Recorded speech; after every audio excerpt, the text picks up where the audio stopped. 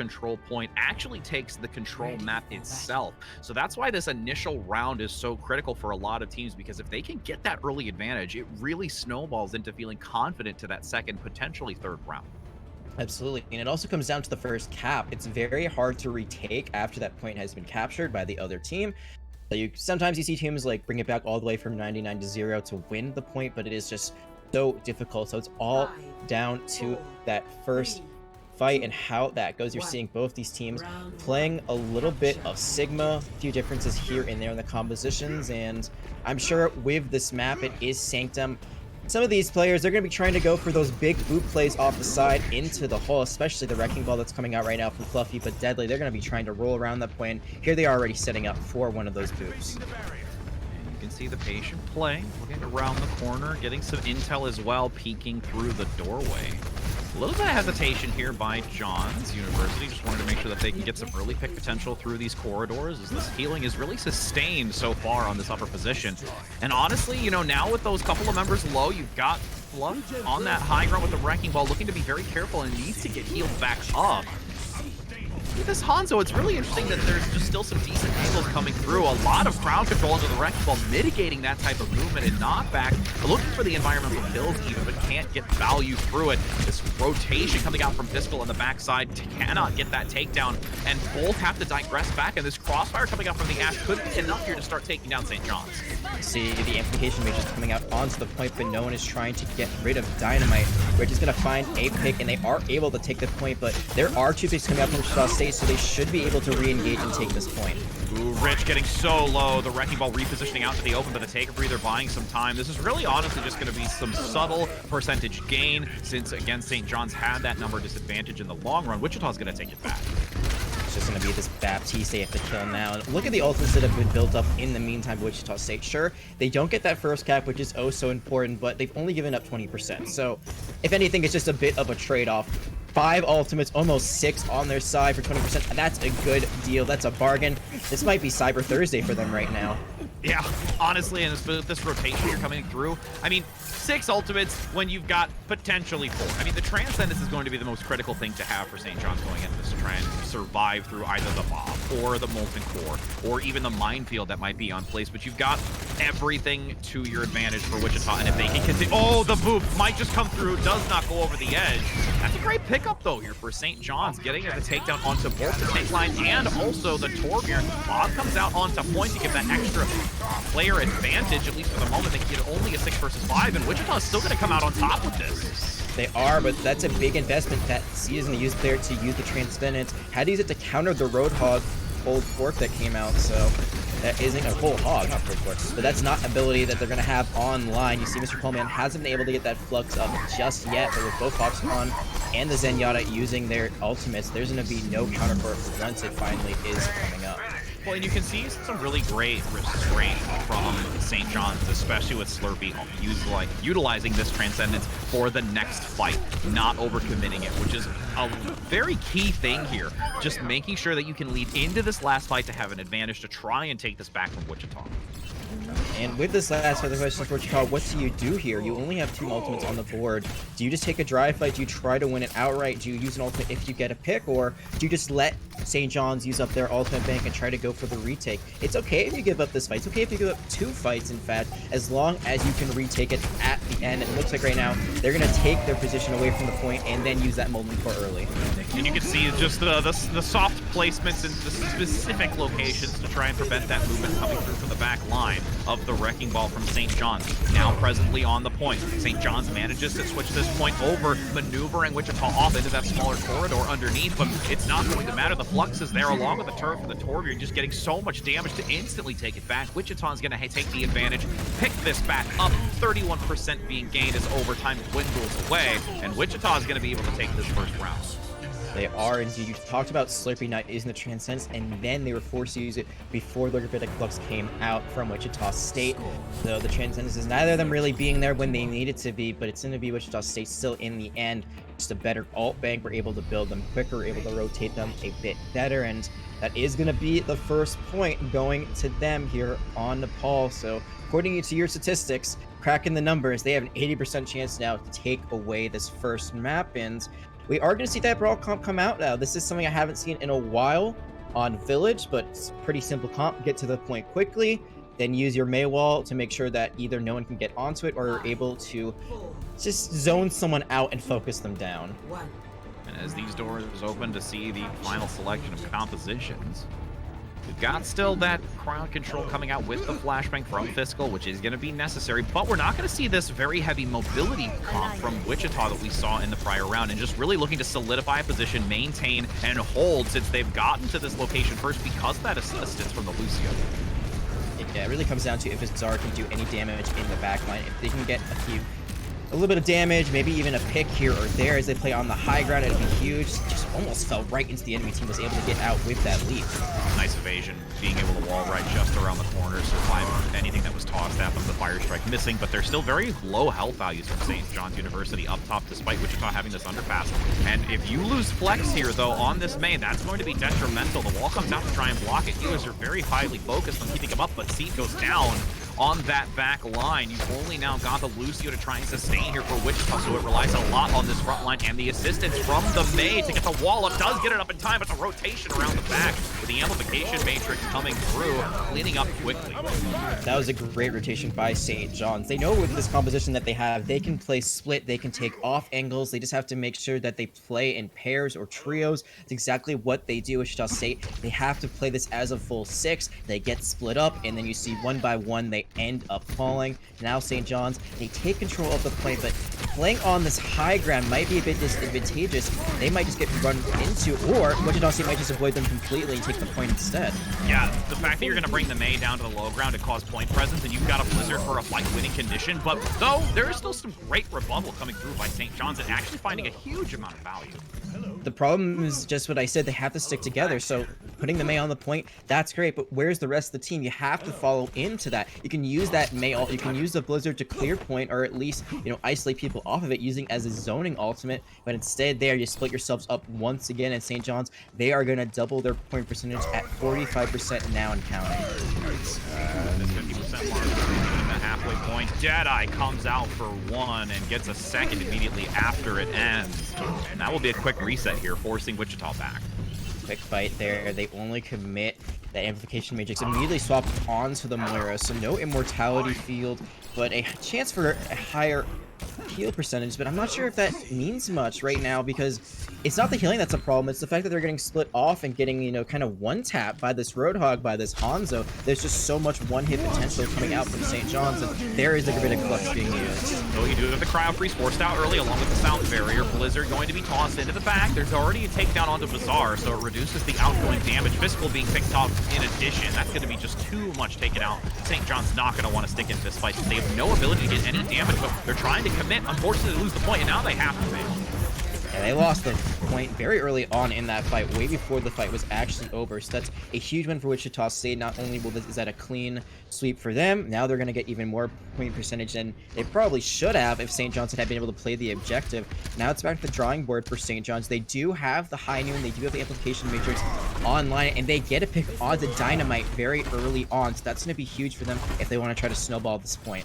Yeah, big window to take advantage of, but there's still a decent opportunity to regroup with timing-wise just because of the positioning that Wichita has at the moment. You see the low ground, this Baptiste playing a very aggressive low ground position, going to get caught out, has to force the regroup. The immortality field coming through to give a lot of survival positioning and actually withstands the Deadeye line. You couldn't get the picks to try and take even more of St. John's out, but in the long run, despite the well-played round of that engagement by the Baptiste, it was still not enough to withstand Wichita. The gravitons coming out from Wichita State was what won them that fight. They're just being able to zone out the entirety of St. John's. Even though they lost their main tank, they were all stuck in one place. And now you're seeing the wall coming out. It does separate the Sigma, but the rest of the team's able to break through. Oh, 3% needs to try and touch it. Bizarre does get there in time, but there's so many snaggers pressing forward. The mortality field has already been forced out just to secure the touch and contention, with Rich getting a nice whole hog though onto one, assisting with Bizarre. A hook up front to give some extra damage. Doesn't have to take a breather just yet. Needs to be careful, but the supports are there.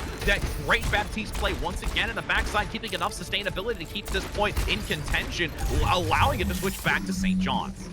They weren't able to kill Rich on this Roadhog. The Baptiste was doing a great job of keeping Rich alive, and that's why they're able to win that fight.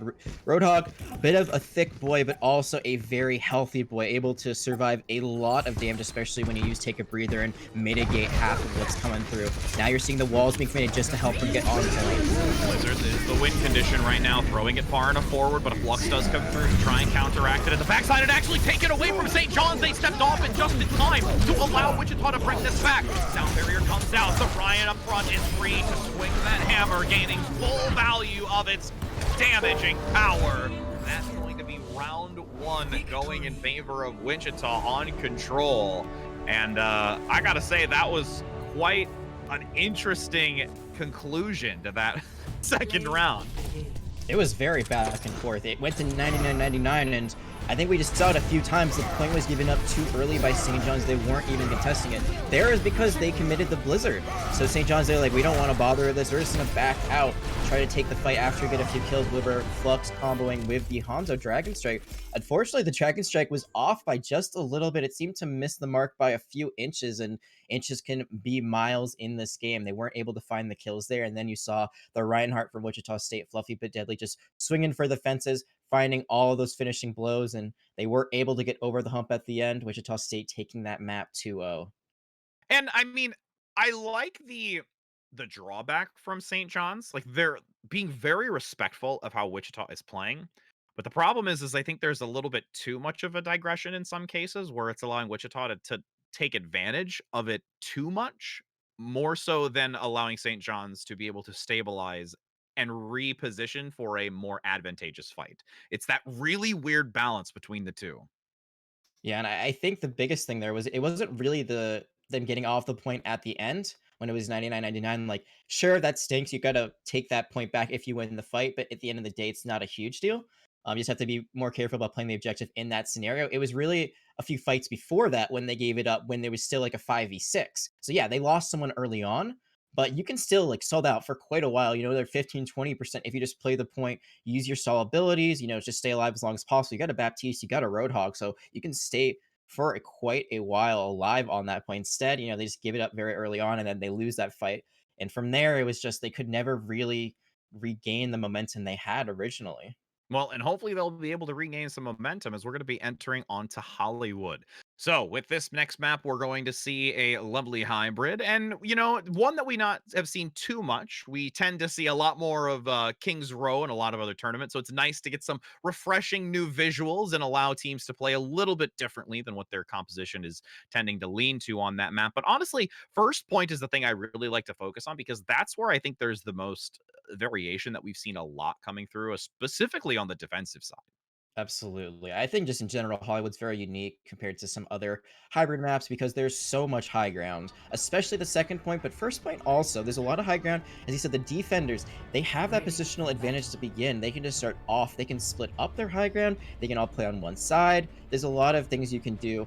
St. John's University is starting out on the defense this time, so we're going to see how they decide to play. They are going to be playing double shields, so essentially what you could do is put the Sigma all the way up front near the choke, have maybe a Hanzo there and just kind of spam away, then back up and regroup with everyone else in the cafe. Or, you're going to have everyone play together. If you do play split, you just have to be really careful, but not overextending, not staying too long while you're in different positions. And it looks like for the St. John's defense, they're just going to be playing all together as a happy family. Being as a unit is critical. He's got that early Spectral Arrow going to come out too to give some intel to maybe get a understanding of what this composition is, which is actually going to be a Tracer and a Reaper here. So there's going to be a lot of very dive and backline engagement pressure. And it is double shield, but with the Lucio speed and with the Reinhardt shield, they're able to be moved in and out of places very quickly. You see, they're going to rotate all the way behind, try to take that high ground from the defenders, and the defenders, they know what's going to happen. They're going to have to give up that high ground and just move over to the next one. But look at how this rotation comes through by St. John's, acknowledging that Wichita is taking their time just as much as they are. They're going to still keep the high ground, but this is a challenging position to know how long are you going to leave it open on the low ground. With Bazaar getting an early takedown on the Dynamite, that's going to be a great resolve here. And with St. John's now entering to their low ground, playing that smaller room, having the double shield with the immortality field to sustain any type of damage coming through, and honestly negating any sort of aggression from this Tracer. And Bazaar just popping off right now. cleaning up with this Hanzo to secure this point is not going to gain a tick. That's just one headshot after another body shot. Great play from this projectile DPS player to help keep that point alive. I was a bit worried there because Liam committed that immortality field pretty early on, didn't know if they needed it, but in the end it's not going to matter. They are going to be able to win that fight. Now the swaps are coming through for Wichita. They're not going to bother with the Lucio Ryan. They're just going to play the mirror composition when it comes to tanks and supports. The biggest difference here in DPS right now is the Ashe versus the McCree. Ashe debatably has the better ultimate with the Bob, but McCree has that flashbang, that CC that could be used for that as well. Amplification Matrix starting off in the backside to see if they can get some extra damage on the back line. Dynamite comes through. We talked about how the crown control is there, but the sheer force of will and damage that can come out from not only the Ashe, but specifically their name as Dynamite will completely change the tides. Yeah, just throwing in some primary fire through the amplification matrix, throwing the dynamite, I think, through it as well. That's a lot of damage that was coming out from Wichita State. They take that first point, but now because of those swaps, they're going to be at a big ultimate disadvantage. So for St. John's, if they can stabilize, if they can set up on this high ground and rotate their ult bank wisely, they could put on a good defense here on the second point and hold out for quite a while. You can see those elevators coming in quickly to allow St. John's to get up to that high ground position very quickly. Nice block by the sticky bombs to help reduce any sort of ultimate generation coming out from that rotation onto the Echo play. And again, with this high hitbox and sky range for you to maneuver this type of character, it's going to be really vital to use for Wichita. You have the Dragon Strike coming in from the side, though, from St. John's, trying to get a decent angle with Fiscal up top, really just causing a lot of problems for Wichita with the angles St. John's is playing. The Immortality field is forced out, but there's just too much forward momentum, and Wichita cannot withstand it. That was a lot of ultimates committed for St. John's to win that fight. They had to use 4 out of the 6 they had. That might be too much of an investment for them to hold on for this point as much as I expected them to. They still have the amplification matrix, they still have the gravitic flux and the high noon, so there still are combinations they could use. That gravitic flux high noon, the highest of noons as some will call it, is a great combination. See just that patient play on top, looking for maybe getting some decent pick damage though on the Echo. And honestly, when you're going into a McCree like this, that's a very confident pick. Selecting this Echo and taking it into this open space. Dynamite now still on the side, going to give some assistance, looking to get Bazaar, does not get the kill. It will be seen in the backside, getting it first. With 3 minutes still to go, there is just enough damage, and with honestly Wichita taking this high ground, that really changed all of this in favor for Wichita. Absolutely, St. John's had great rotations on their first point defense, but here it looks like they were a bit lost. 2 players going the wrong way, and finally Fiscal gonna even up the score just a little bit. Is all the way on the back, might be going for a high noon from behind, but in the meanwhile, still you see players on the side of St. John's. They are falling all around this McCree. Yeah, and honestly, with how this Dynamite position is, with the Ashe play, just maneuvering around, getting Fiscal out of this fight, who has been a real nuisance. Bazaar is the next focus fire because they held really well initially on that point. Supercharger going to be committed by Wichita, wanting to make sure that they can push this payload to that final moment of completion for this checkpoint. And look at the cleanup inside of the brewing area. Just that bar filled with fire. 3 minutes and 30 seconds now for this payload to continue pushing to that last point. Well, they can get a pick on the Fiscal here, would be huge, but Execution going to be backing out a smart play. Don't want to chase too far.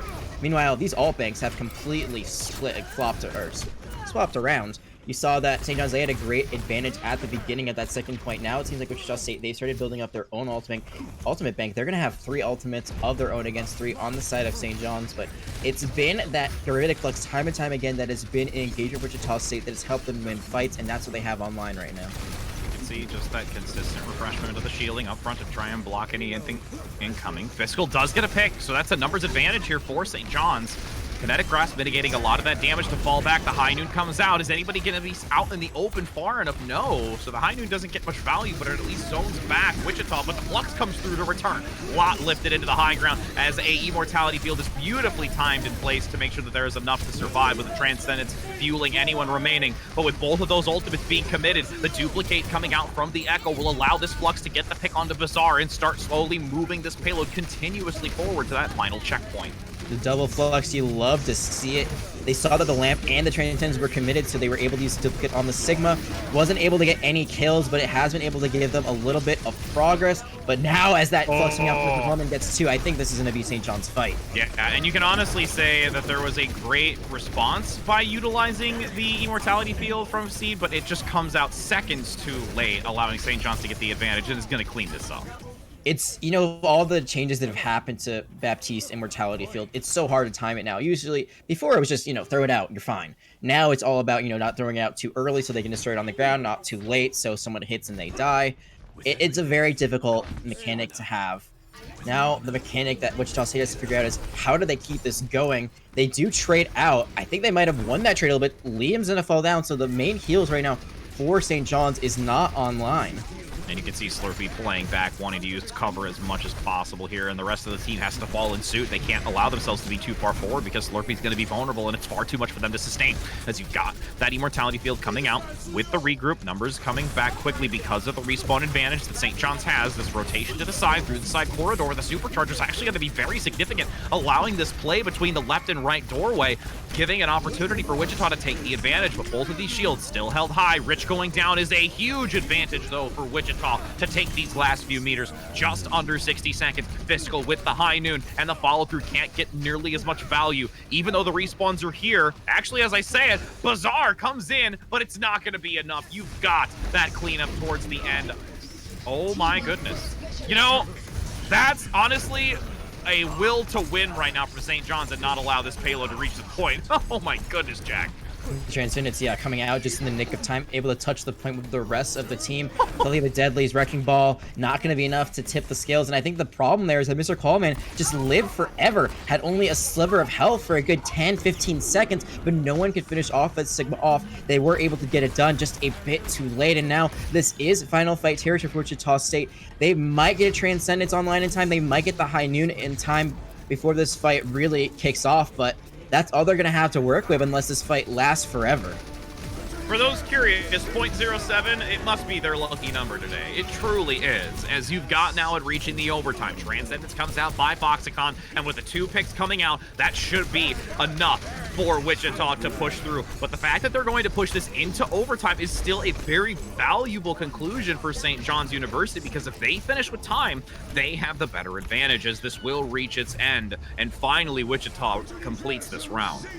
Absolutely. It's unfortunate that you're not able to get a hold here on the 3rd point, but 0 time bank for the opposing team is something that's good for you. Like you said, if you can finish with time, it's going to give you a huge advantage when you go to extra rounds, but we'll see how that ends up. One thing I want to talk about right there was that support duo coming out from Wichita State, Seed and Foxicon. I talked about how the Transcendence might come online just in the nick of time. It actually came up before the Gravitic Flux, or during the Gravitic Flux cast, but instead of using it right away, they used the Baptiste Immortality Field and then used the Transcendence after. So using those 2 abilities in tandem like that, it lets them both get their max usability there. So that was a great play by them. That extra healing helps sustain Wichita throughout that fight, and they were able to get it done at the very end. And as we have the 40 seconds, we can take a look at that defensive side now from Wichita. They're going to bring out the Torbjorn here defensively, which we've seen a lot of. It causes a lot of crossfire synergizing, not only with the turret, but also with the Torbjorn. In addition to how Dynamite's been playing, this could be very deadly against St. John's. And I'm really curious to see what kind of composition is going to come out to compete against this, because Wichita, with how they've been playing, could hold this. And the question for the defenders is, do you split this up, or do you all play on the same high ground? Before, we saw them all play farther back. In Cafe, it seems like for the most part, Wichita State, they want to play all together, but on the opposite high ground, more towards the middle of that point, more towards the choke. So they're going to be playing a bit more upfront. You saw that Torbjorn turret. It was originally placed all the way in the back on point. So not sure if that's going to be moved eventually, or if they just want to rotate towards there to get that extra damage in. But we'll see how these defenders want to play it. Damage comes out quickly. You've got a takedown already onto 2, and that's going to be a 20-second reset here coming out the door. Yeah, Flexecution says, I don't care about my turret. I'm just going to get the kills myself. Big headshots coming in there. Now we're already seeing the first swap from St. John's. Fiscal going to be going on to the Soldier, so has a little bit more room to work with. Faster, runs with those legs, but less shield damage right now for St. John's than they had before. And I mean, typically you want to try and bring in the 76 because you can try and get a really unique side angle or harass the back line. But with where this positioning is from Wichita on top of this balcony and how there's only really this narrow doorway to move through, I don't know if Fiscal's going to get much value from it. Yeah, if they were playing on the top of Cafe, I think the soldier pick would be great, but they're not. So now you're seeing that turret will come into play, and already Rich is going to fall. Yep, instantly, and there's not enough damage to come through by Fiscal. Helix Rocket doesn't matter anything. It cannot bring down that shield fast enough, and you will just see these numbers dwindle. And you can see already St. John's really forcing a lot of change-ups here, and the detriment to this is the ultimate economy that you're sacrificing to try and find something that works. Yeah, we saw this before Wichita State on their attack. The swaps did help them in the end. Took them a little bit longer to get through that second point, but once they got the ball rolling, they were able to. St. John's, they're trying to find some of that same magic as well. Reaper, Doomfist, Reinhardt, Diva, Lucio. That is not something you see every day. Everything has been reset except that Baptiste, so they still have the amplification matrix, but what do you even try to combo with? There's no long-range damage coming out right now from St. John's. Sure, the Fire Strike through it is good value, but that's a very hard ability to land. Well, and the other hard part, too, is that if you do get this rush coming out by St. John's, and you have this Molten Core coming up at 25%, the second you engage this, you're literally walking into lava. And that is going to not be beneficial with this 2 minutes to go. And you can see even right now, St. John's is waiting to push in onto this. Family has to rush. Bob comes in for the extra individual, so it's a 7 versus 6 right now. The rush comes through. The multi-core is not ready, so as long as you can see St. John's sustain through all of this return damage, they could be able to take them down, but that flux already leads into it. The turret finds another after the VMAC onto Rick, and that will be 1 minute and 30 seconds where no tick or even partial tick has been taken.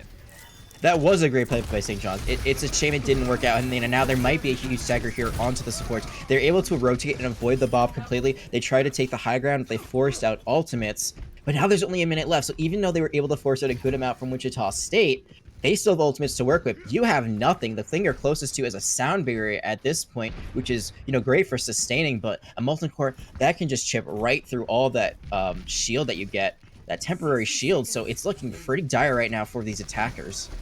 60 seconds with this rotation, most likely going to get one solid attempt at a potential regroup if it does end quickly, but it is such a difficult position to be in. You can see this great rotation from Wichita to change up into this different position. Supercharger forced back a little bit further than I would have liked it so that there's not as much benefit. The Multicore also committed onto the point. This is actually an opportunity for St. John's to take this back and press the attack, but Wichita finds a flank with a Torbjorn even drawing the Reinhardt shield away, and you're being attacked from two fronts. It may be a dwarf, but it still does the damage necessary to cause dismay. The amplification matrix and Flux is here to get the double down the stairways. 20 seconds remain. St. John's University being obliterated in that cavern, and that's going to be 15 seconds now to potentially even reach an overtime.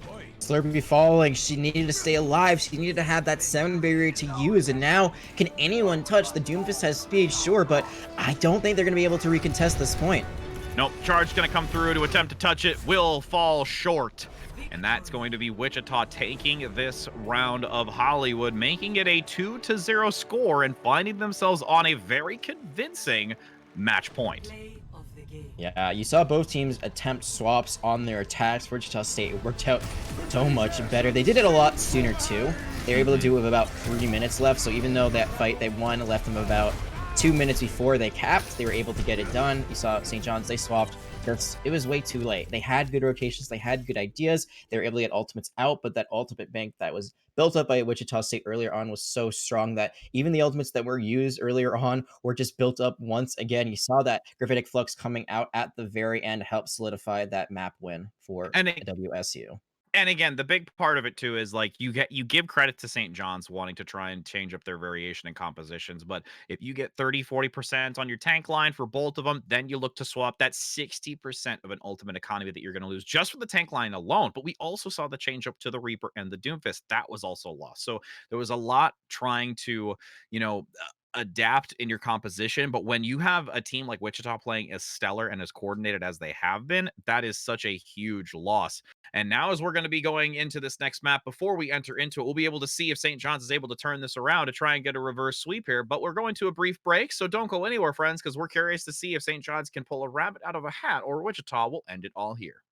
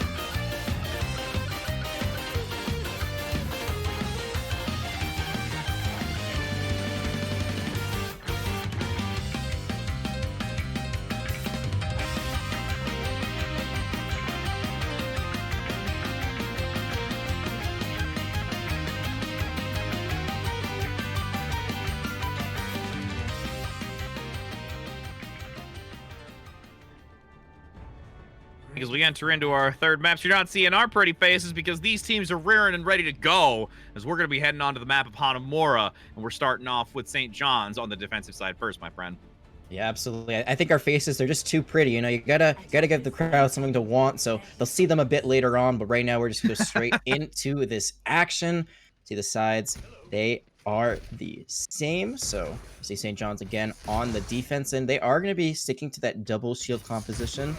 And they have a Torbjorn of their own. So we saw how well it worked out for Wichita State. Let's see how it works out for St. John's. But you see Wichita State, they got the Symmetra online. They're looking to teleport somewhere. I'm excited to see where that ends up. Probably to the point or right above it. This is a tried and true strat we've seen many times on Hanamura that generally works out for the attackers. Yeah, and Wichita wants to bring it out right away, looking to try and see if they can get that early passage onto the point or even taking that upper pagoda. Going straight to the bell, though. They want to ring it and bring the action. As you can see, already almost a tick obtained. St. John's has to rotate around this one. Brought up quickly, looking for the second. St. John's has to try and aggress onto this point, or that's just going to be a free take. Looking to get some aggression forward. Physical does find Flexecution, taking down the Reaper play, but there's still a lot to be had here. The Tsar also going with that Torbjorn is yielding some value. Oh, Dynamite needs to be taken down, though. That beam is going to continue just vaporizing health values, and even though this tactic we've seen work before, and it did gain 2 ticks, St. John's manages to persevere. It was a great play by Rich that started off this fight. The pull right after the teleport, it dispositioned Wichita State just a little bit. Yes, they get 2 ticks, almost 3 to get the point. At the end of the day, Wichita State, they just can't get it done. They can't position well enough around that bell because they're forced to kind of play it out in the open towards the front of the point. And now they are swapping to the McCree, so no more Symmetra, no more teleport strat. With Flexecution coming in on the Hanzo as well. Lots of the Reaper. Still has a good shield shred, though, with the Storm Arrows. Keep Wichita pressing forward. Seed continuing to pump out healing enough, waiting for that amplification matrix to be dropped into this doorway. But Viscal's going to actually come out with that Deadeye. Nice halt as well to reposition to make sure that he can't peek the corner just in time. Does get a lot of damage, but not the execution onto that Sigma. Flux up top. There is just some great scrappiness coming out from St. John's right now on this map of Hanamura, but it's only going to last so much here. With this back and forth fight, Fiscal gonna look for the flank, does get the fan the hammer double with the roll, and actually gonna hold off Wichita here if they just need to clear these last couple of members. Fiscal doing their best to just put the team on their back right now on this McCree. So many great plays, so many picks in that fight. The High Noon almost online once again, and St. John's, they have a few ultimates to use here. They have the Flux, they have the Supercharger, which they're using right away, and then some. Yep, you're gonna have the Wrecking Ball come into the back trying to get some harassment, but there is a boosted amount of damage from the Supercharger, and a McCree with a fan the hammer. You are going to be removed from that fight, Hamster Boy. As it's now 1 minute and 30 seconds to go. Wichita in a very dire spot, and St. John's really turning this around. Yeah, that Wrecking Ball was swapped to earlier on when it looked like they were going to win all 3 points in that first fight, but now only 1 minute 20 left. They're finally switching back to that Sigma. So they don't have the Gravitic Flux Hanzo Dragon Strike combination, but they do have the Orisa Halt with the Dragon Strike. A mini Graviton Surge, you could use it as there, so High Noon going to come out first, though, from Fiscal. Just waiting, maybe gonna get a pick, doesn't get the kill. Does remove that shield coverage though from the kinetic grass that's gained and allows a follow-up here.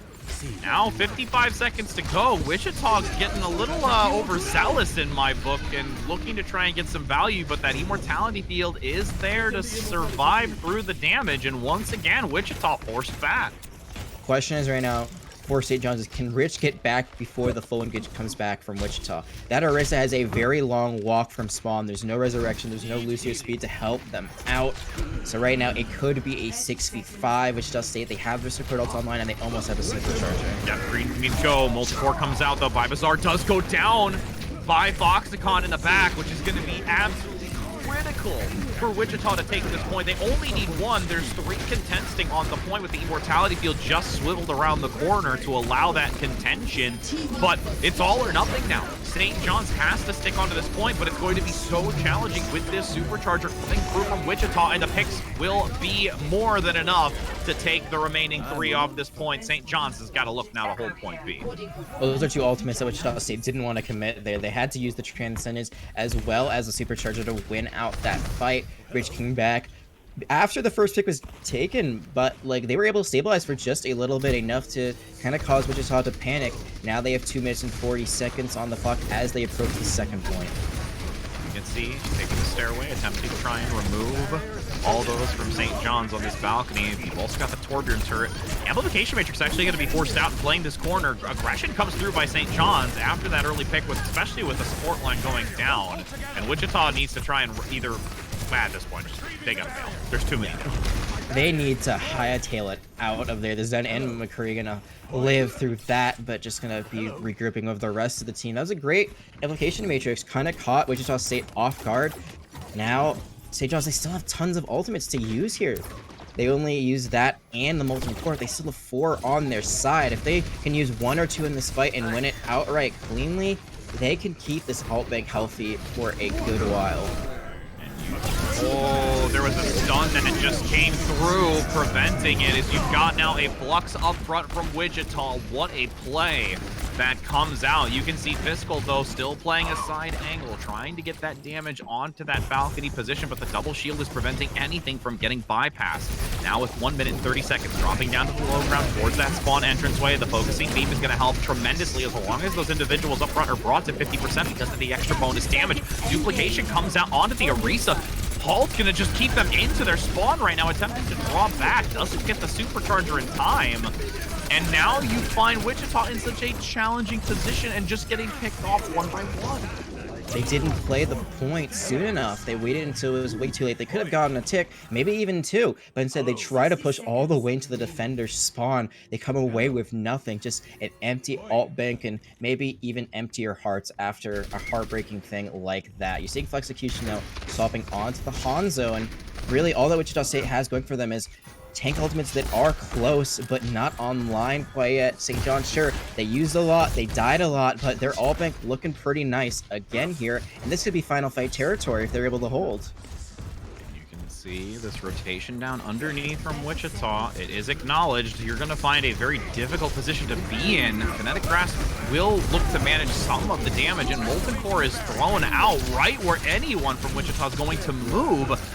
I would have liked to at least see 1 tick taken by Wichita, but this hold from St. John's is really allowing them to prevent that and going to make it very challenging on this return side. The picks are still coming through. Flux is going to be forced out, wanting to end this fight here, and now no longer Wichita will be contesting this point.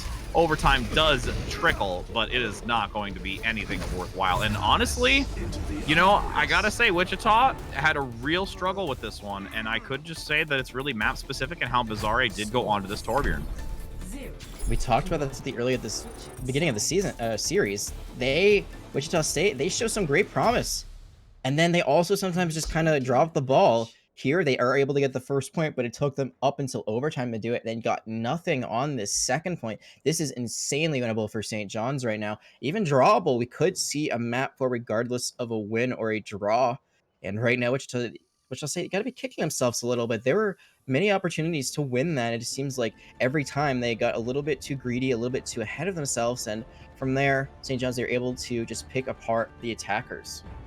Yeah, and you know, it's always an interesting thing to see what the reasoning why is like, is it something where it is map related? Is it something where it's compositional? Do you feel so confident you took the 2? Like, there's so many different variables in it, but I mean, credit to St. John's for keeping a level head, managing through this. They know they've got a long adventure ahead of them for this match to try and again close the gap in their win-loss ratio for the seeding, but also to try and take this reverse sweep against a team who already has shown a very great challenge to fight against. And now as we take the swap aside, St. John's are still going to have a challenge going against this Torbjorn and the Ash play, which we saw work so well in the map prior.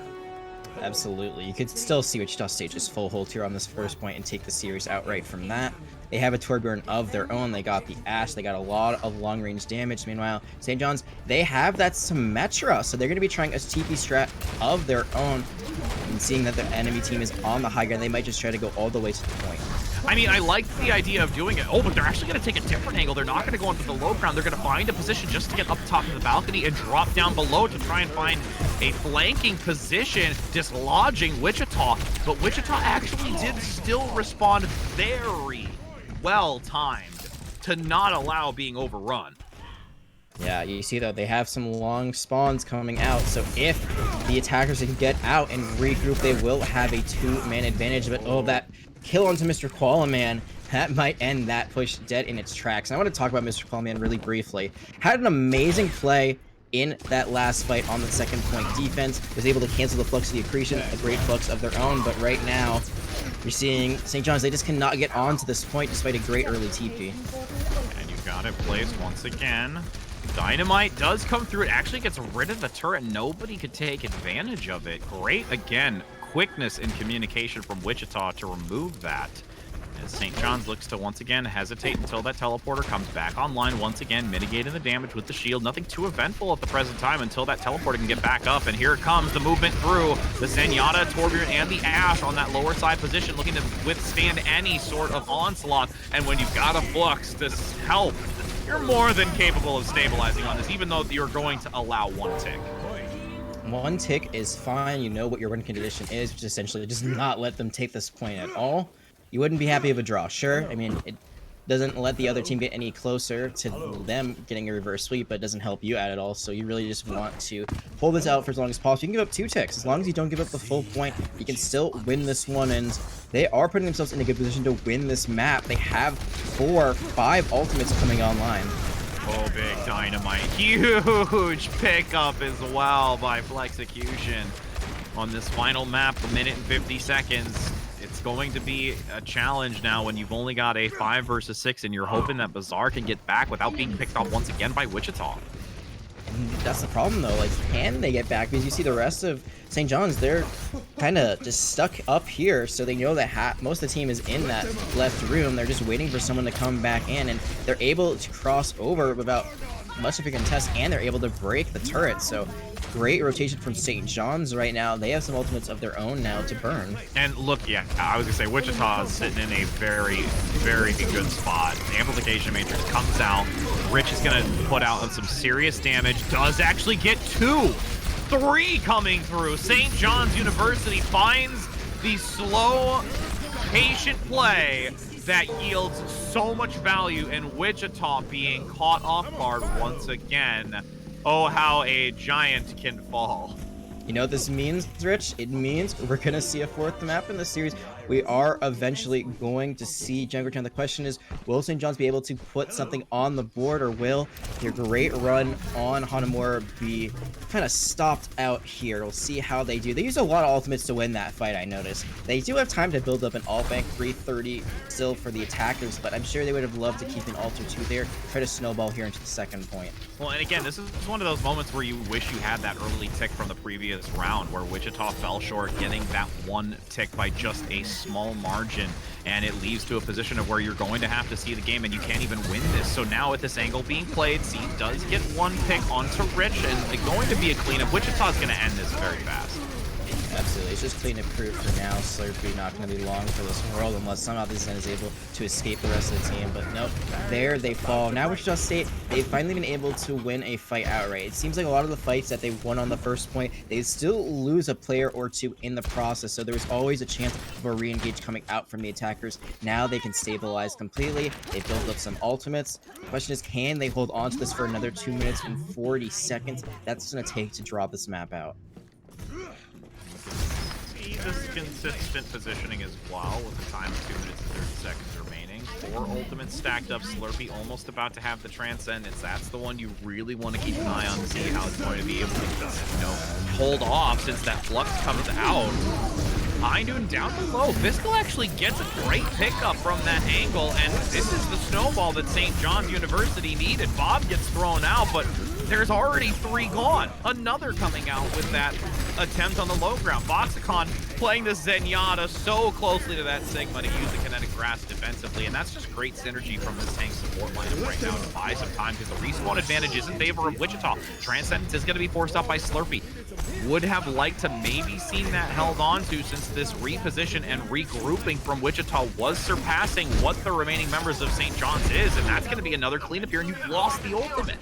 Once you lost your Sigma, that fight was guaranteed to go to the favor of Wichita State. The respawns are just so much closer, so much quicker. It just seemed impossible they would win it, so that Transcendence be committed. Completely agree with you. should have just held on to it for a rainy day or use it to save the Sigma. The Sigma tried to contest the point. Mr. Fallman got burned down by the Zenyatta, Foxicon, and the Sigma on the opposing side. And now St. John's are going to have to go back to square one a bit. They committed a lot of ultimates there, and they could not get that job done. That one tick that they need to win this map. Rich needs to be careful here. Gets overwhelmed. The multiple are going to be dropped. Looking to go for a side angle, too. So many sitting in the midst of it. Fiskal still manages to take at least that Torbjorn out of the fight. Once again, Wichita gets the picks necessary. He's going to just try and take off some of the stragglers and just run that clock. 50 seconds still to go, though, for one more attempt. Getting closer and closer to a draw. As you said, St. John's, they have one more attempt at least. They will have some ultimates to use. They have a lot of damage increasing ultimates, the Supercharger, the Amplification Matrix. It's very hard to use Amplification Matrix, though, if you're on the attack. You gotta try to just take that high ground and then use it off the top of that. That's the best way they can use it, but time and time again, they've been struggling to even get onto that high ground. Now, as you hear the intensity of the music rise, the 30-second marker has been hit. Actually mostly down below. Going to wait. There's two still up top. A little bit of a separated play. You've got the Supercharger. Great Sigma shield to try and prevent it as the Flux came through. But with that Torbjorn pick coming out onto Bazaar already, and Rich taking down that Supercharger, this will for sure be a hold coming out by Wichita. We're going to see ourselves a Dranamora, my friends, as we are entering into our fourth map, still having Wichita with 2-0 lead. I love Drassault, you know? I just love it. So many draws here. Specifically, I see them a lot. I think most on Volskaya, but Hanamura definitely one of those maps as well, as we see here. And St. John's, we saw them play really well. We've seen them play pretty well this series, even though the scoreline doesn't really indicate it. There have been so many good moments for them. It just seems like when it came down to it, that clutch factor wasn't there, and I think we see it here again. They had so many great opportunities to close out this map, but they got a little bit sloppy near the end. And for that, they will be able to force a map 4, but they will not be able to get a point on the board. The series still 2-0. Still a long haul. You know, we said being able to do a reverse sweep, 3 maps, trying to turn it all around. Well, now you've got a 4th one to try and turn it all around. So, and I mean, again, this is at least an opportunity for St. John's to try and gain some confidence. They were able to draw this out. They're starting to compete against Wichita, maybe finding some weaknesses of how Wichita is playing and exploiting them as we're entering now into Junkertown. Again, this is an escort map. I would be really curious to see what type of long sightlines we're going to have. Wouldn't be surprised to see some Widow play. We saw a little bit of hover over by Bazaar earlier on the previous map to try and potentially contest against the Ash play. Didn't stick with it. So there's a lot going into this map of Junkertown that I'm really interested to see what type of compositions we're going to get. Like you said, some great sightlines on this map. We've seen a lot of Hanzo this series, a lot more than I Yeah. expected. So we might see some double sniper come out. Maybe we'll see the other player that isn't playing the Hanzo swap onto a Widow. Maybe they'll stick to an Ash. She's kind of that in between a sniper and more of just a mid-range character, I would say, and her ultimate is still pretty valuable. That Bob does something generally a lot in for sights. Sure, it's good to figure out where opponents are, but maybe not the most valuable ultimate in the game. So we'll see what these teams try to do.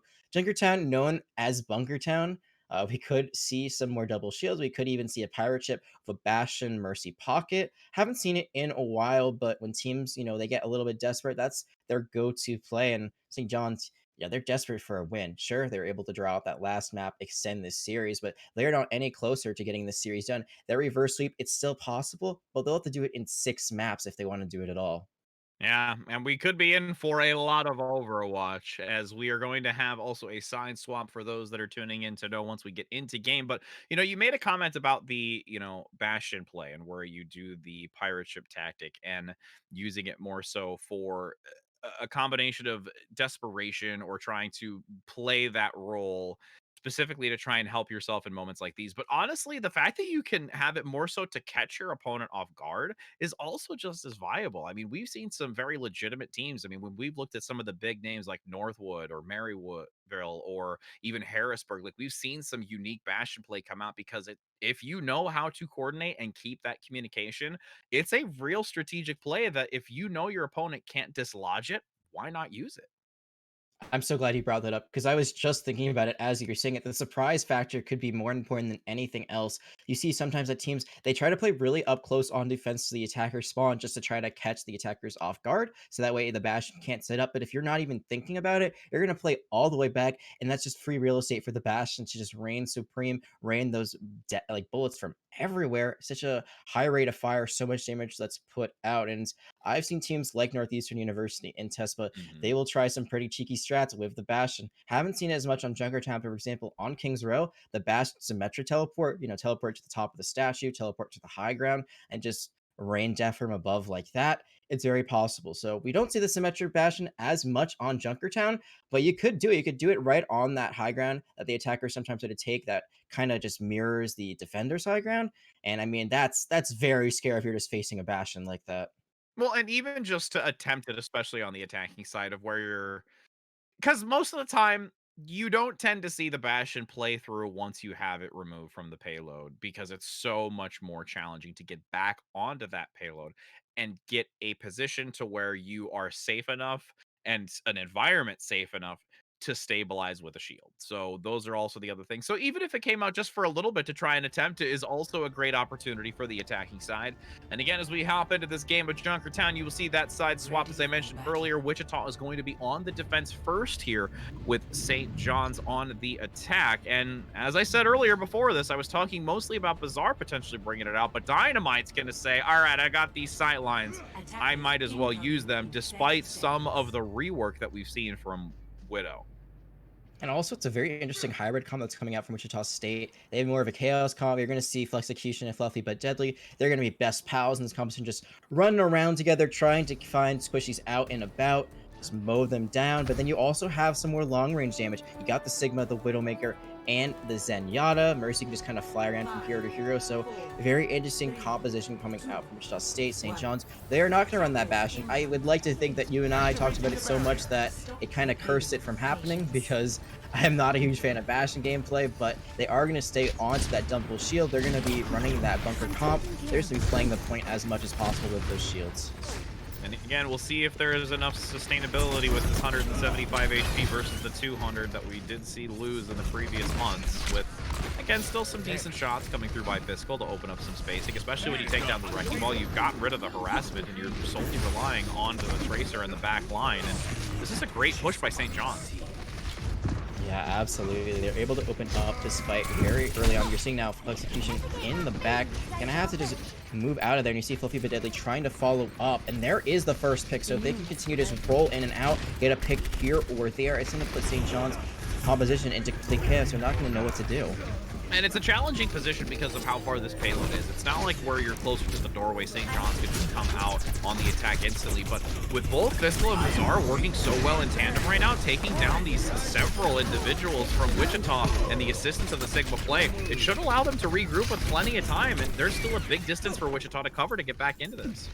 So if they get 3 on the card, they might be able to cap the first point out right here. Does Wichita State try to re-engage this? I say no. They also say no. They're just going to give up that point. So they go for those long flanks, and they aren't able to find the value they need. Now you're seeing Dynamite swapping back off of that Widow to the Ash, something that they've had a lot of success with the Dynamite ability, as well as you mentioned earlier. So they're going to see if this gives them a better chance to hold on this defense, but already a point given up by them. Can see St. John's on this attack being very organized, feeling confident. Again, that morale boost coming out of that draw could be enough to really put them in a position of success, but with that minefield, it won't be success this fight. As long as you, well, I was gonna say, yeah, Wichita's gonna be able to clean that up. Just able to roll on in to finish out that fight. In Wichita, they're going to stabilize now. Did they take the high ground now? You see the Sigma's pushed up very far. This could be a bit of an overextension if versus St. John's can get there, but that isn't going to be the case, at least for this round. You see, even though St. John's lost that fight, the ult bank is currently in their favor. Very overzealous and a very confident healer to keep that Sigma alive up front. Now you've got a counter flux coming in. Pulse Bomb already taking down Fiscal with a follow-up onto the Mortality Field.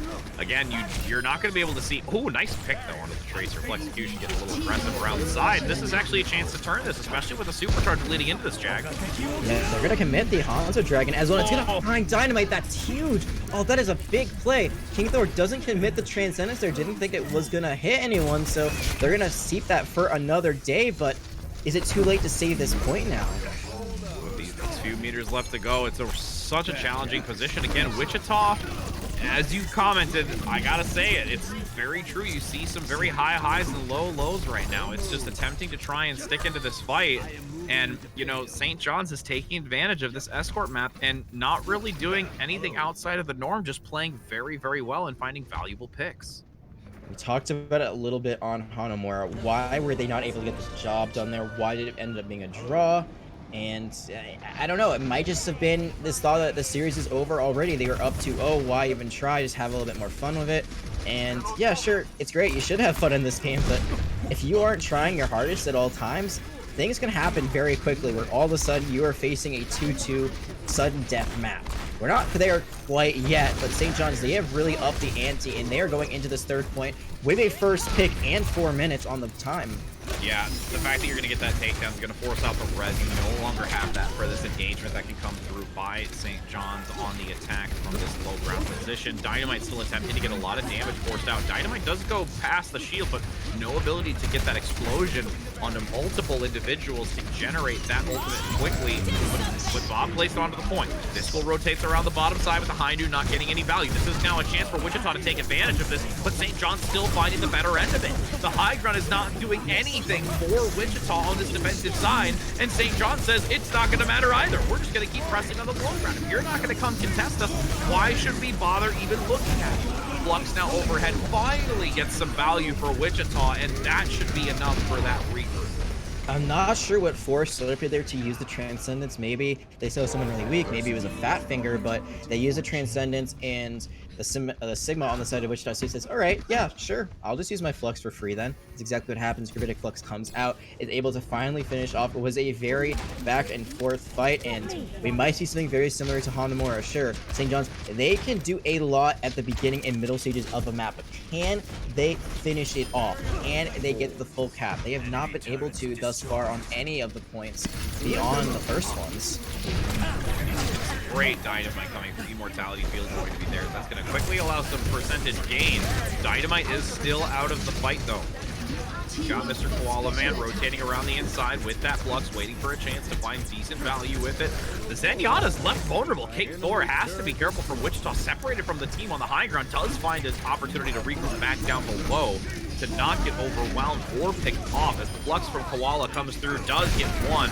But you've got the Ashe back in this. Oh my goodness, great responsiveness from Bizarre, getting rid of Ashe constantly. It's the second time we've seen some great reaction time to remove this Ashe. Could be potentially a third here with this Hanzo play up top, but is still being harassed quite heavily and finally gets redemption. Dynamite gets the pick, and that will be another hold here.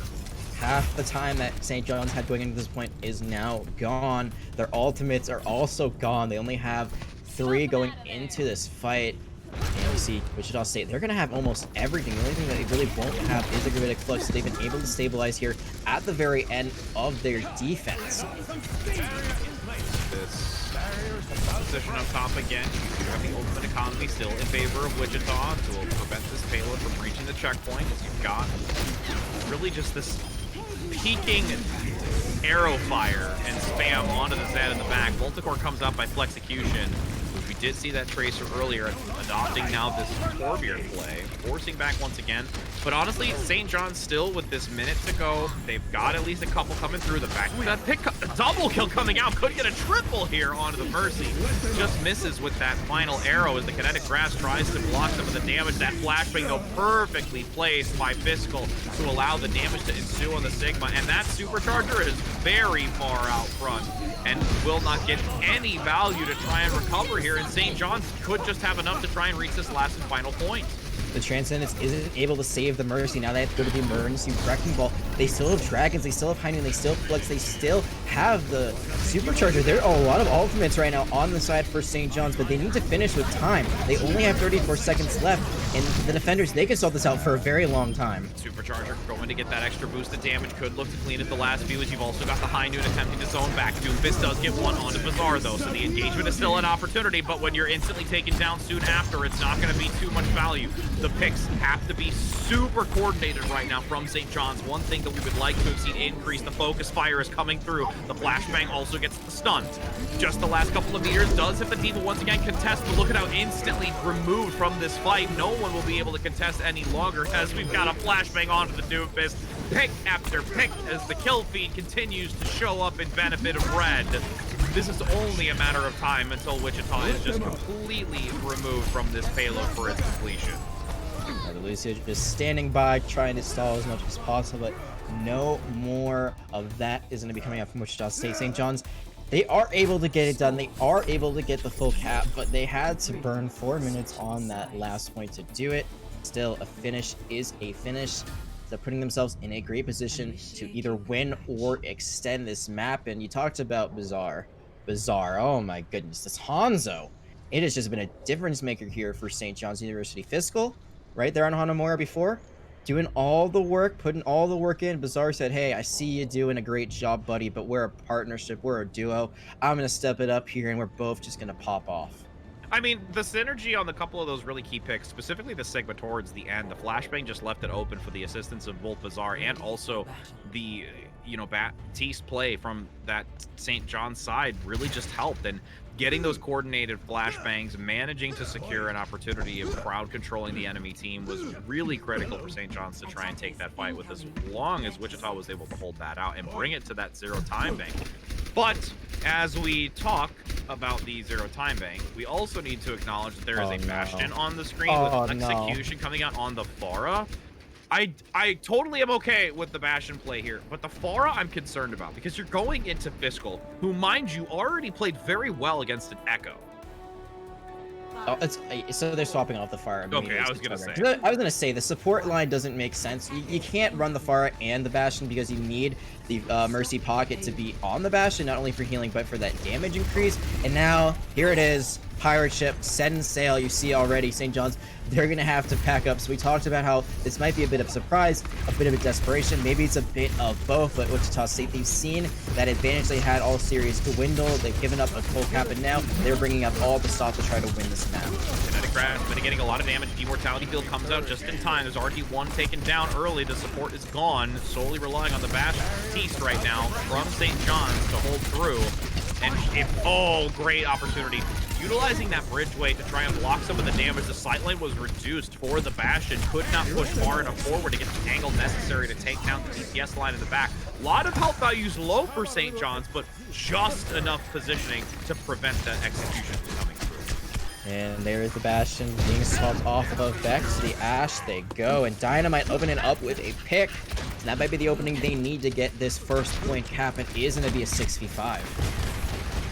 Dynamite peeking in the corner here, but that wall, could be a really great Dynamite. Flux is actually gonna miss here and not get any value, but Wichita's still taking advantage. All individuals from St. John's pressing forward, and now locked into this corner with a beautiful haul. High noon in the back from Fiscal comes around, but it still doesn't matter. The checkpoint has been reached, and this payload's at least solidified that checkpoint.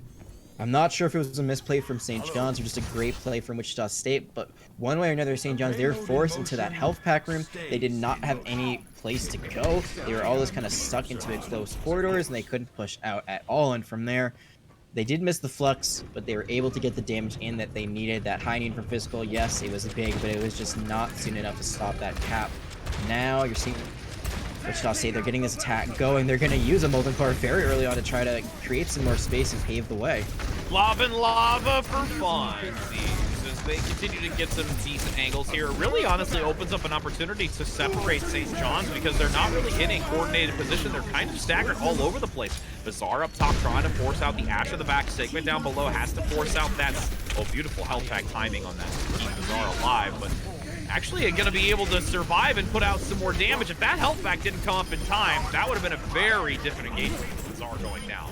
It would have been absolutely, and now, as I said, the Sigma was in the back line, but is going to be taken down, so sometimes it's better to be lucky than good. The health pack being there just in the nick of time and was able to help finish off the Orisa, the overextension a little bit there by Fluffy, but deadly, and now this attack has been stalled out a little bit. I'm not sure about using that Molten Core at the beginning. I think it would have been more advantageous to wait for Wichita to have St. John's push into them, and then use it in combination of a pull, get as much damage out as possible, but instead they try to open up with a fight and aren't able to get the cap there.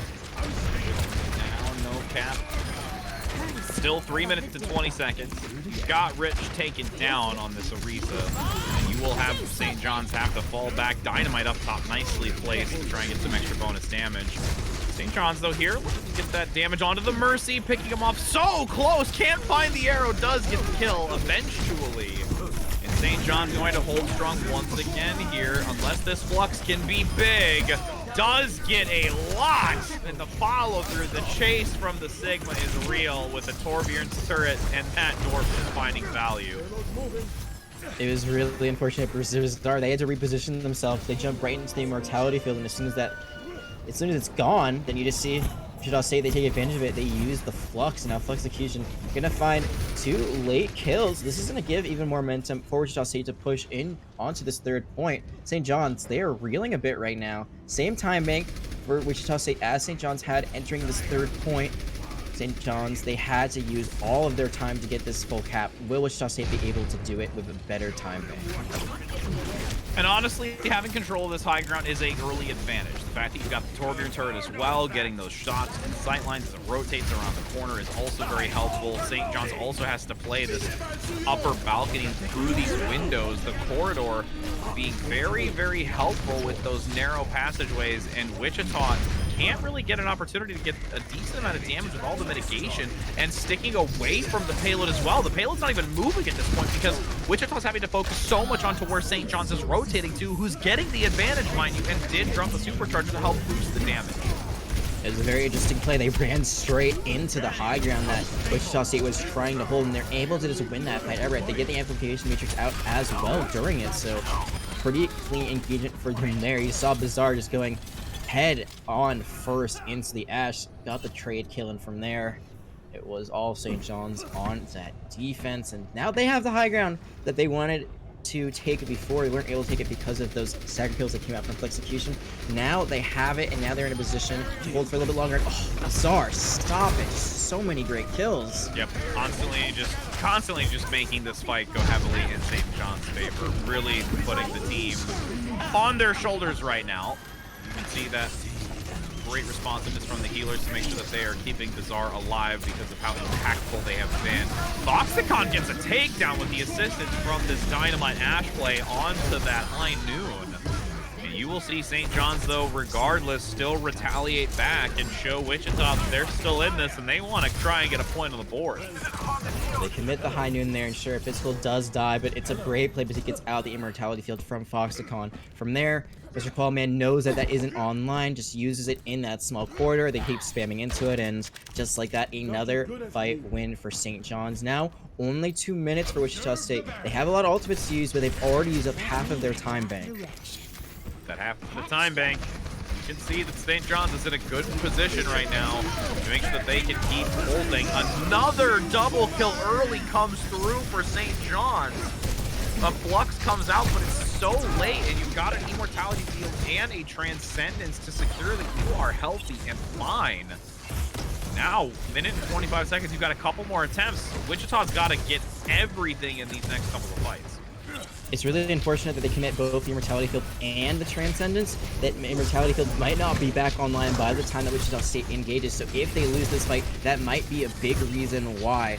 Yet here they are, just playing the high ground once again. St. John's, they do not have a care in the world right now, but they should be, as Fluxecution just picked off their McCree. Yep, and with that McCree gone, it's a lot riding on the shoulders of Bizarre, but does have the Dragon Strike dropping down to try and maneuver a few away from the payload, but there's still some separation. The Sigma has to go down here. Fluxecution actually gets another takedown on the Hanzo with themselves as Dynamite drops below. Does have the Bob out for assistance. Bizarre will regroup. 40 seconds now, the supercharger comes out down below. Payload continuing to move forward. St. John's has to make a movement here. Bizarre goes down to the lower mega health pack underneath to try and get some angles onto these tank lines. Doesn't get the Storm Arrow to find value. The Immortality field comes out just in time, but it's only going to keep Bizarre alive for so long as the Amplification Matrix will also have not too many focus firing through it. Wichita's in a prime position to complete this, but again, they're also in a very detrimental place to only complete it within the overtime. And the Christian gets stunned. The Christian stuns out that Prophetic Flux that was trying to come out from the other side from Wichita State. That's a huge play there. You might see them be able to stabilize, but you see the picks, they are going the way of Wichita State regardless right now, and it looks like they will be able to get the full cap in overtime. Yes, indeed. 5 meters worth of slowly dwindling. The kill feed lights up blue this time around. It is... well, this high noon, though, could potentially equalize. Nah, it's going to finally fall short. There it is. Oxycon said, I hear you, Rich Red, but no, we are going to finish off this point. I was just so stunned by that.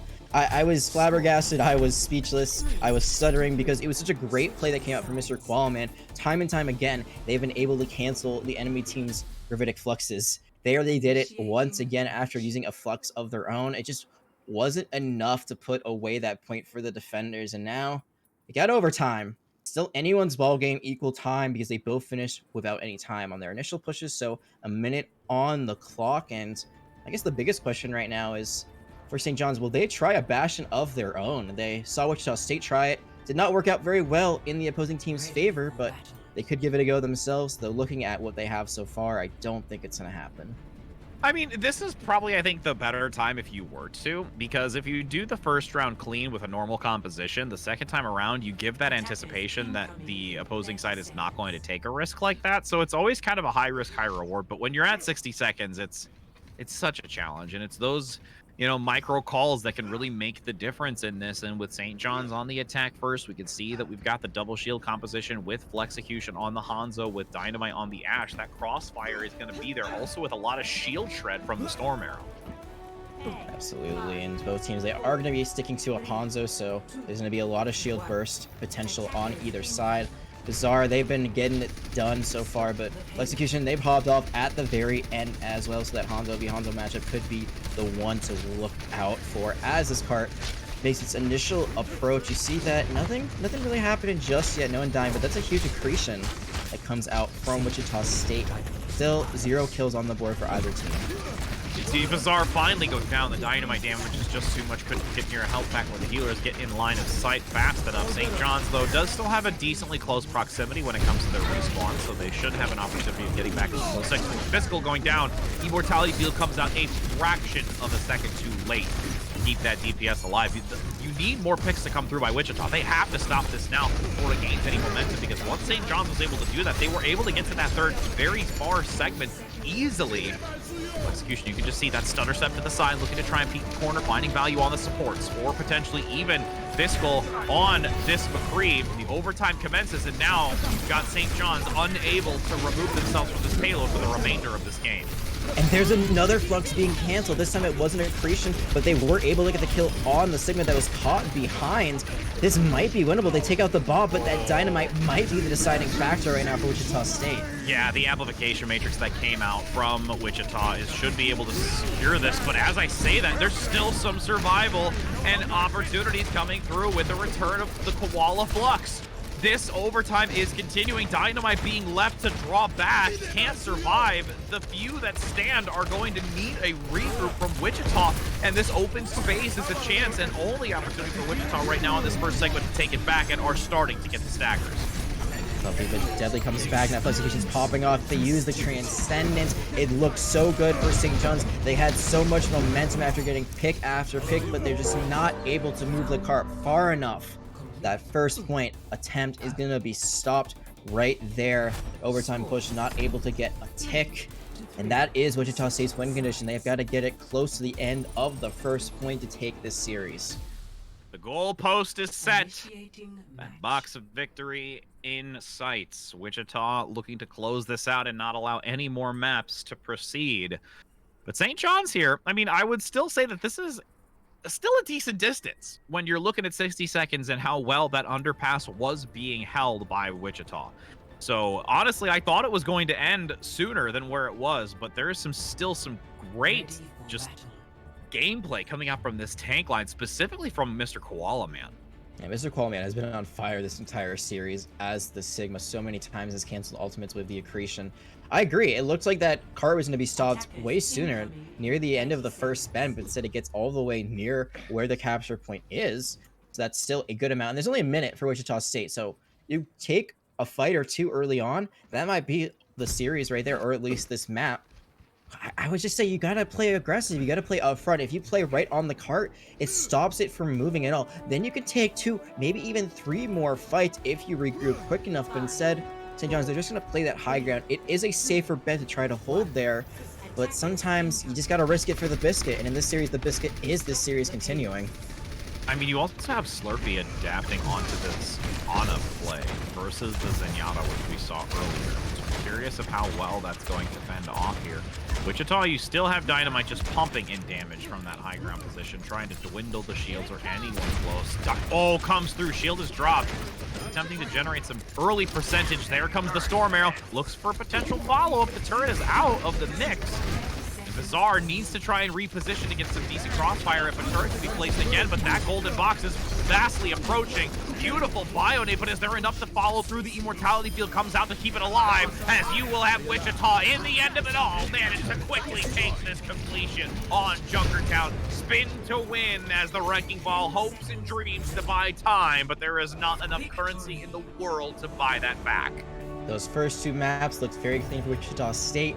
Last 2 maps did not go the way they wanted to, but in the end, they still are able to get that 3-0 victory. And just like I said, St. John's had to play more aggressive there. They played way too passive. They gave up way too much space. Those Dynamites from Dynamite have been killer all series.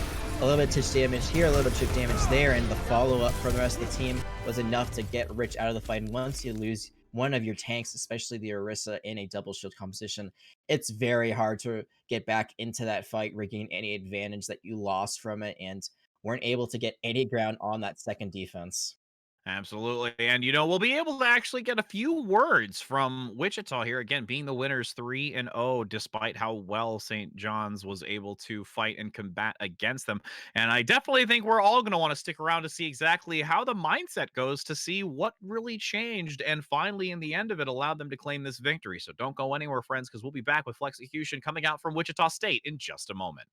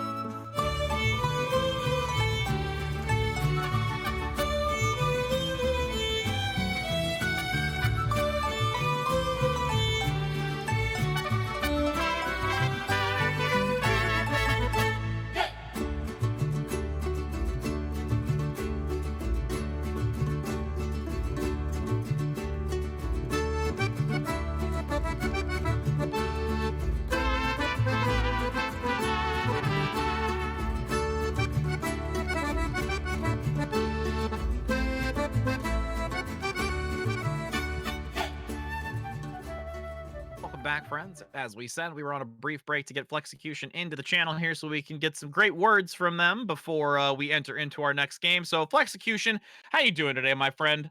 I'm feeling pretty good now. We're coming off a couple rough games, so it feels nice to come back and win one. There you go. And that's definitely always a great way to feel when you've got some momentum back into this. Again, there's still a lot to be had going into the future matches, but it's nice to see in this 8th week you got that W. And we got to start off with the question of your feeling of the current meta, because we had a quick discussion just before entering into this live broadcast right now that your feelings for Double Shield are quite a fiery one, I would say.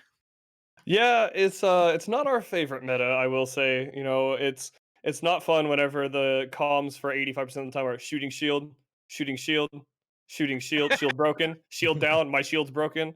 It's just it's I find it to be a boring poke meta, and being a tracer, Genji, Doomfist, Echo player, like I don't Mhm. like slow poke metas. So it's not my favorite, but hopefully the devs figure it out and get it fixed pretty soon. Well, I was gonna say because we saw a little bit of like the tracer play. We also saw some variation as well from you in that lineup, as you just said, for your character pool. Do you feel that at this point you would, because there was a little bit of the tracer play. What do you do to try and dynamically adjust to still face off against this double shield? Or at this point, do you not tend to risk it, especially against teams that really start to, you know, push the attack and put you into an uncomfortable position?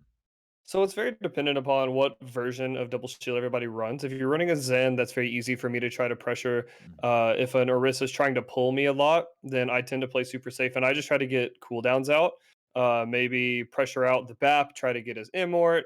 Pressure out if they have an Ash, get her Coach Gun out or whatever. Just try to bait out those cooldowns. I never really try to actually get picks. But if they're really focused on the front line still, I will try to go in, get a quick one clip on somebody that's not very mobile, or even sometimes bait trance and things like that. Burn the CDs and say GG's. Yeah, yeah, that's about right. All right, so I gotta ask because those first two maps that you guys had went really, really well. You won Lijiang 2-0, you got a full hold on Hollywood, and then it seems like going into Hanamura as well as Junkertown, the momentum had kind of stopped a little bit. You did end up winning Junkertown. You drew Hanamura, so no losses. But do you think that when you guys kind of swap things up, that you lost a bit of momentum or you lost a bit of your edge, thinking the series is over already? So I think one of our biggest issues is our scrims just happen to go that we practice Temple of Anubis pretty much every single scrim because the other team is picking it. So we haven't gotten to practice Hanamura much, and the one time we did, we practiced a comp that we no longer run. So we're pretty rusty on Hanamura. We've started rotating it back into our scrims starting right now. So hopefully it gets a lot better. 2CP has traditionally been our weakest map type, so I'm not surprised that of all of them, that's the one we struggled on the most. And then unfortunately, Seed has a very important exam. As you guys already know, very amazing support. A lot of our wins are heavily shouldered by him, and he had to leave because he had to go take that exam. But King Thor came in, did a fantastic job, and we're really happy to have him there as Seed's backup. Absolutely. King Thor coming in. Didn't miss a beat, didn't miss a step. The team still performed pretty well. It was a close Junkertown, but you guys were able to have a very dominant second attack. So with this win, you finish at 5-3 on the season. Pretty good record, puts you closer to the top of the table. My question is, what is the limit of this team? There are, some teams that are entering this week that are undefeated, some of them that have beaten you that have slightly better records. Do you think that coming out of the fall split into the spring split, you guys are going to be learning from this and be able to compete with them later on? Absolutely. We have a fire lit under us right now. We've had a lot of, for better or lack of better term, come to Jesus meetings for the lack of passion that we've kind of felt. We've been struggling lately against UT Arlington, RAT, and especially UConn. We just weren't there. We felt like our hearts weren't in it, and we've talked a lot, and we've started investing a lot more. Everybody's grinding now. We're scrimming more often, and everyone's very fired up. We're going to see a lot of improvement, and I wouldn't count us out against any team in the future. Yeah, that was a great win by UConn last week at your expense, unfortunately, but you still are able to bring it back this week and end this split on a high note. And that's all I got for you, Execution. Thanks for joining us. Thanks for Yeah. having me. I appreciate you. Absolutely. And again, for those that are tuning in, we still have some more Overwatch. We had the lovely interview coming out from Plexecution, who's looking to be able to carry this momentum and this fire into their future matches as we continue for the second segment of the spring split. But that's going to be it for at least me for the time being. But Jag's still going to be here for the rest of the night. So we've got another match coming up. So don't go anywhere, friends, because we still have a lot more Overwatch to show you.